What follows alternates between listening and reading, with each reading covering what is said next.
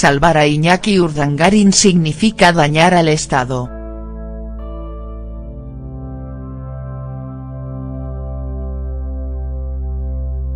Locke revela pasajes inéditos de la cumbre de 2012 entre don Juan Carlos y Rajoy para tratar el caso Nos. Fue la primera sentencia de Iñaki, empieza la cuenta atrás para que Iñaki Urdangarin ingrese en prisión. No solo no se puede salvar a Iñaki Urdangarin, sino que no se debe. No puede ocurrir que se ponga en riesgo el Estado por intentar librarle. Las evidencias son abrumadoras y las instituciones sufrirían un daño irreparable.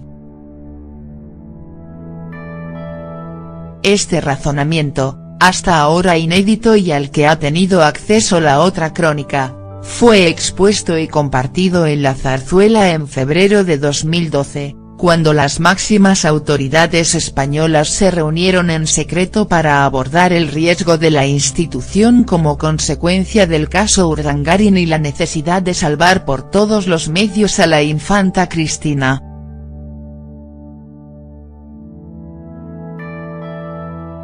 Aquellas palabras fueron cruzadas en presencia, entre otros, del rey Juan Carlos, el presidente del gobierno Mariano Rajoy, el ex fiscal general del Estado Eduardo Torres Dulce y el ex ministro de Justicia Alberto Ruiz Gallardón en una cita que desveló en exclusiva este periódico.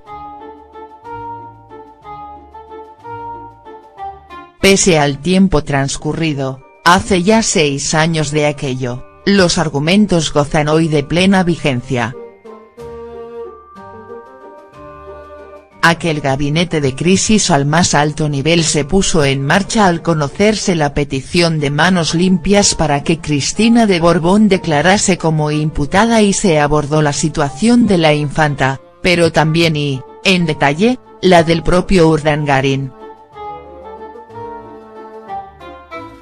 Torres Dulce acudió al encuentro con un informe minucioso del fiscal Pedro Orrach en el que ya por aquel entonces le avanzaba que las pruebas de que se había apropiado irregularmente de fondos públicos eran abrumadoras y que formularía un demoledor escrito de acusación para que fuera a la cárcel.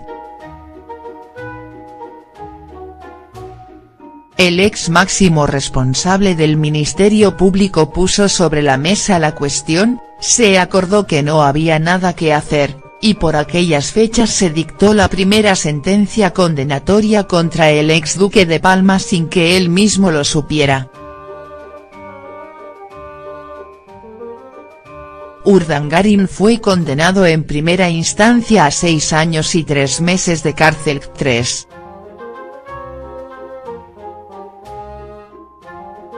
Iñaki Urdangarin, condenado ya en primera instancia por la Audiencia de Palma a 6 años y 3 meses de prisión por los delitos de malversación de caudales públicos, prevaricación, fraude a la administración y varios delitos fiscales, afronta las últimas semanas antes de conocer la sentencia firme del Tribunal Supremo más aislado que nunca. Abandonado por el convencimiento institucional de que una operación de salvamento in extremis al ex duque de Palma resquebrajaría los pilares del Estado de Derecho y seguro de que al rey Felipe y a la reina Leticia no les conviene en estos momentos otra cosa que no sea su inmediato ingreso en la cárcel. De ahí que quien fuera presidente del instituto no os aguarde lo que considera un desenlace inevitable asumiendo que el alto tribunal le enviará a prisión y confirmará en lo sustancial la sentencia dictada por la Audiencia de Palma. No contempla otro escenario por mucho que su abogado e íntimo amigo Mario Pascual Vives se empeñe en reiterar exactamente lo contrario en sus extravagantes comparecencias públicas. El borrador del fallo está listo.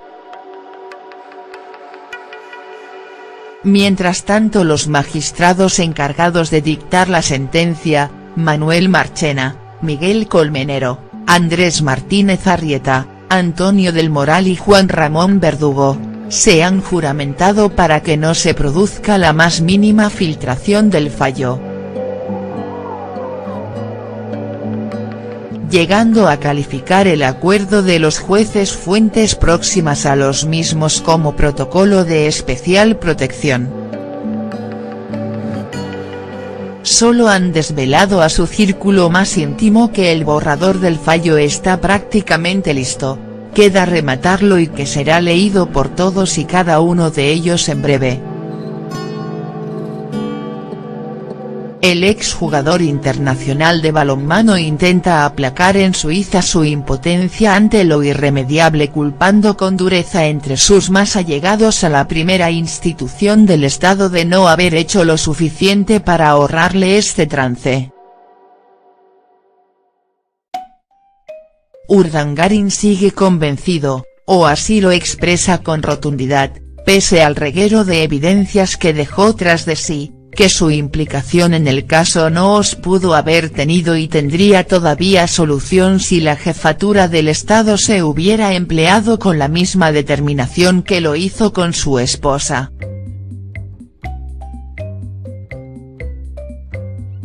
Es más, entre sus críticas a la institución se encuentra el recordatorio de que la Casa Real estaba al tanto de todo y de que no llevó a cabo ningún movimiento sin que tuviera conocimiento del mismo a través de Carlos García Revenga, entonces secretario personal de las infantas y tesorero de NOS. Los exduques de Palma se apoyan mutuamente. 3.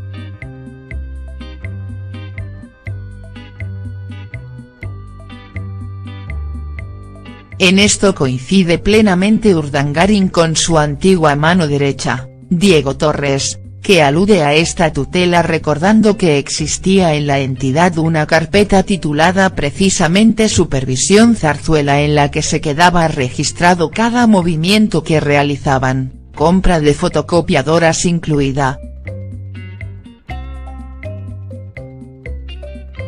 El exduque de Palma se encuentra en libertad sin fianza, situación que a pesar de haber sido ampliamente criticada el último en hacerlo fue Álvaro Pérez, el Bigotes, en prisión tras la primera sentencia de Gürtel, es la que corresponde a quienes, como él, han acreditado su arraigo y no tienen importantes causas pendientes mientras aguardan el veredicto definitivo.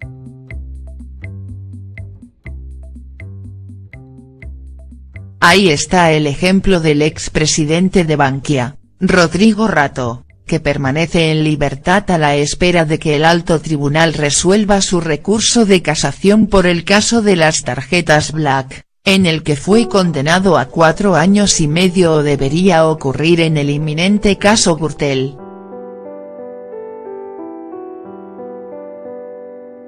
Urdangarin nunca entendió la falta de apoyo institucional desde el primer momento y eso explica que nunca quisiera saber nada de la posibilidad de que la Casa Real le pusiera a su disposición a 2 de los mejores letrados penalistas de España, Horacio Oliva e Ignacio Ayala. Se echó en manos de su amigo Mario, quien le ha presentado ante el Supremo como un amigable componedor sin conocimientos jurídicos al que no se le pueden exigir responsabilidades en materia económica.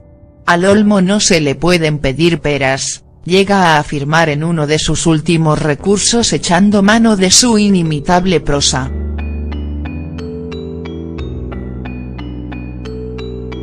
El marido de la infanta Cristina pregona en el desierto su inocencia mientras comprueba que ya solo le queda el apoyo de su esposa, que sigue a su lado sin el más mínimo reproche, y que también se suma a la feroz crítica hacia la Casa Real que, cuentan en su entorno, va en aumento a medida que pasan los días y se acerca peligrosamente el día del veredicto. Rebaja sustancial.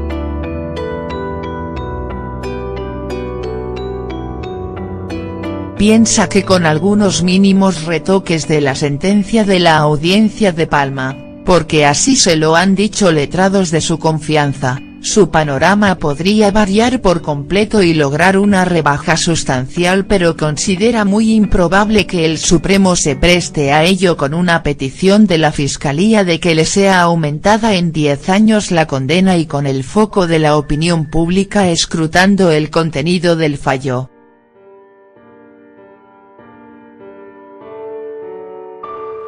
Se encuentra distanciado también por completo del rey Felipe, que siempre marcó las distancias con él desde que le pidiera sin éxito ayuda para pagar el palacete de Pedralbes y que fue advertido por uno de sus amigos más próximos de que aquella operación inmobiliaria le acarrearía problemas en el futuro.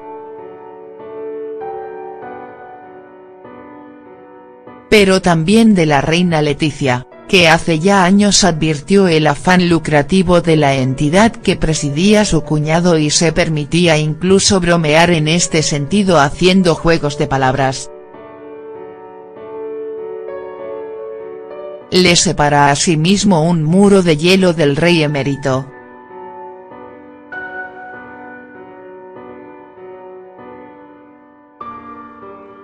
Don Juan Carlos admite en privado que ayudó a Urdangarín todo lo que pudo, que hizo gestiones para que le recibieran cargos públicos y empresarios, pero que nunca supo, insiste, que su yerno tenía un desmedido afán por enriquecerse. Por eso le pidió expresamente, entre otros, al expresidente balear Jaume Matas que tratara bien a Iñaki. Y por eso Iñaki consiguió lo que quiso en Mallorca y celebró 2 ediciones de sus ciclos de conferencias a razón de más de 1 millón público cada una. De ahí que quien fuera presidente del instituto no os aguarde lo que considera un desenlace inevitable, asumiendo que el alto tribunal le enviará a prisión y confirmará en lo sustancial la sentencia dictada por la Audiencia de Palma. No contempla otro escenario por mucho que su abogado e íntimo amigo Mario Pascual Vives se empeñe en reiterar exactamente lo contrario en sus extravagantes comparecencias públicas. El borrador del fallo está listo. Mientras tanto, los magistrados encargados de dictar la sentencia, Manuel Marchena, Miguel Colmenero, Andrés Martínez Arrieta, Antonio del Moral y Juan Ramón Verdugo, se han juramentado para que no se produzca la más mínima filtración del fallo. Llegando a calificar el acuerdo de los jueces fuentes próximas a los mismos como protocolo de especial protección. Solo han desvelado a su círculo más íntimo que el borrador del fallo está prácticamente listo, queda rematarlo y que será leído por todos y cada uno de ellos en breve. El exjugador internacional de balonmano intenta aplacar en Suiza su impotencia ante lo irremediable, culpando con dureza entre sus más allegados a la primera institución del Estado de no haber hecho lo suficiente para ahorrarle este trance. Urdangarín sigue convencido, o así lo expresa con rotundidad, pese al reguero de evidencias que dejó tras de sí, que su implicación en el caso no os pudo haber tenido y tendría todavía solución si la jefatura del Estado se hubiera empleado con la misma determinación.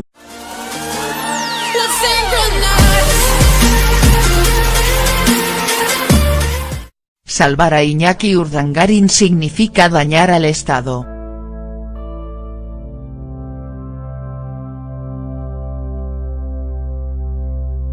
Locke revela pasajes inéditos de la cumbre de 2012 entre don Juan Carlos y Rajoy para tratar el caso Noos. Fue la primera sentencia de Iñaki, empieza la cuenta atrás para que Iñaki Urdangarín ingrese en prisión.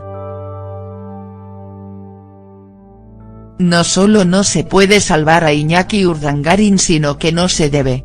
No puede ocurrir que se ponga en riesgo el Estado por intentar librarle. Las evidencias son abrumadoras y las instituciones sufrirían un daño irreparable. Este razonamiento, hasta ahora inédito y al que ha tenido acceso la otra crónica, fue expuesto y compartido en la Zarzuela en febrero de 2012, cuando las máximas autoridades españolas se reunieron en secreto para abordar el riesgo de la institución como consecuencia del caso Urdangarin y la necesidad de salvar por todos los medios a la infanta Cristina.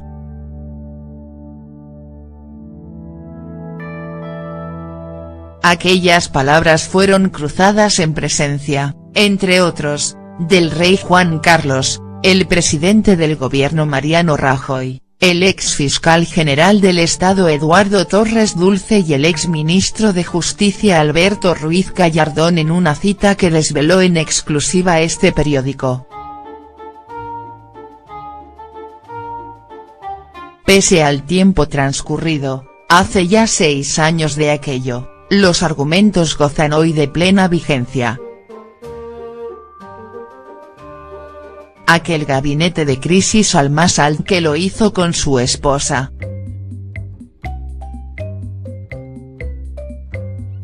Es más, entre sus críticas a la institución se encuentra el recordatorio de que la Casa Real estaba al tanto de todo y de que no llevó a cabo ningún movimiento sin que tuviera conocimiento del mismo a través de Carlos García Revenga, entonces secretario personal de las infantas y tesorero de NOS. Los exduques de Palma se apoyan mutuamente. 3.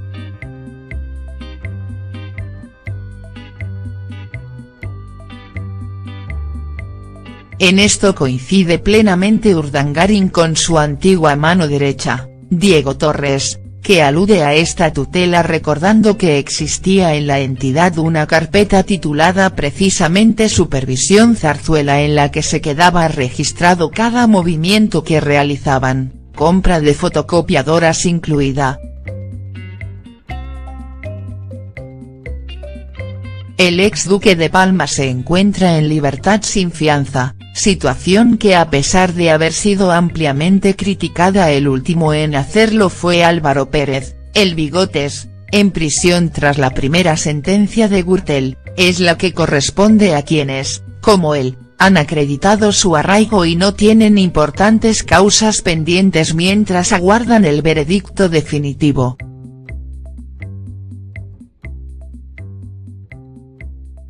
Ahí está el ejemplo del expresidente de Bankia, Rodrigo Rato, que permanece en libertad a la espera de que el alto tribunal resuelva su recurso de casación por el caso de las tarjetas Black, en el que fue condenado a 4 años y medio o debería ocurrir en el inminente caso Gürtel.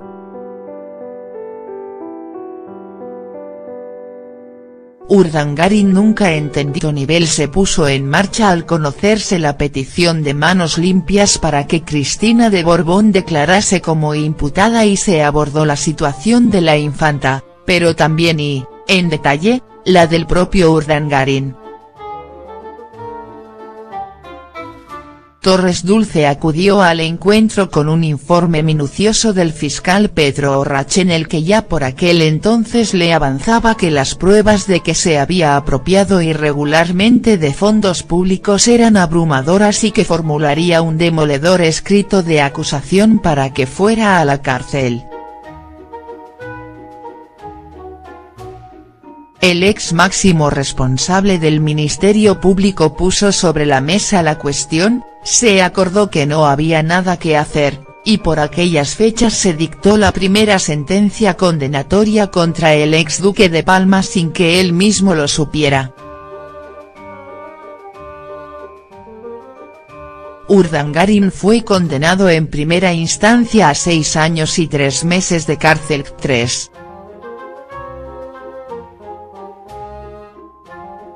Iñaki Urdangarin, condenado ya en primera instancia por la Audiencia de Palma a 6 años y 3 meses de prisión por los delitos de malversación de caudales públicos, prevaricación, fraude a la administración y varios delitos fiscales, afronta las últimas semanas antes de conocer la sentencia firme del Tribunal Supremo más aislado que nunca.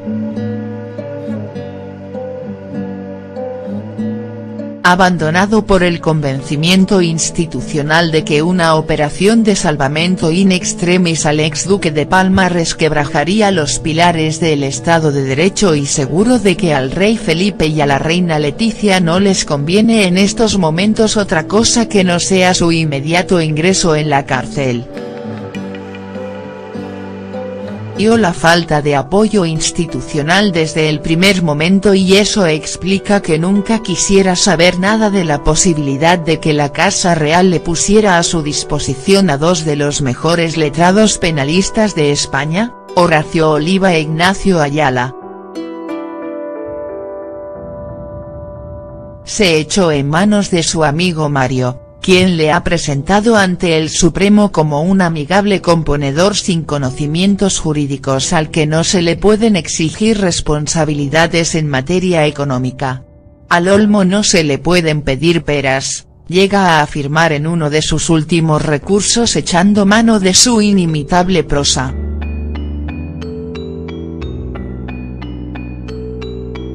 El marido de la infanta Cristina pregona en el desierto su inocencia mientras comprueba que ya solo le queda el apoyo de su esposa, que sigue a su lado sin el más mínimo reproche, y que también se suma a la feroz crítica hacia la Casa Real que, cuentan en su entorno, va en aumento a medida que pasan los días y se acerca peligrosamente el día del veredicto. Rebaja sustancial.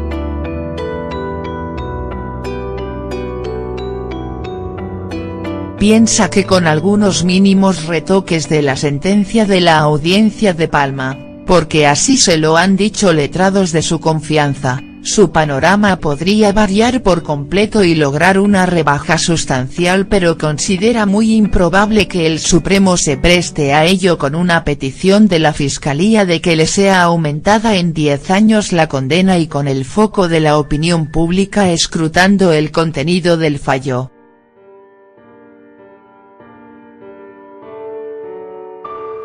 Se encuentra distanciado también por completo del rey Felipe, que siempre marcó las distancias con él desde que le pidiera sin éxito ayuda para pagar el palacete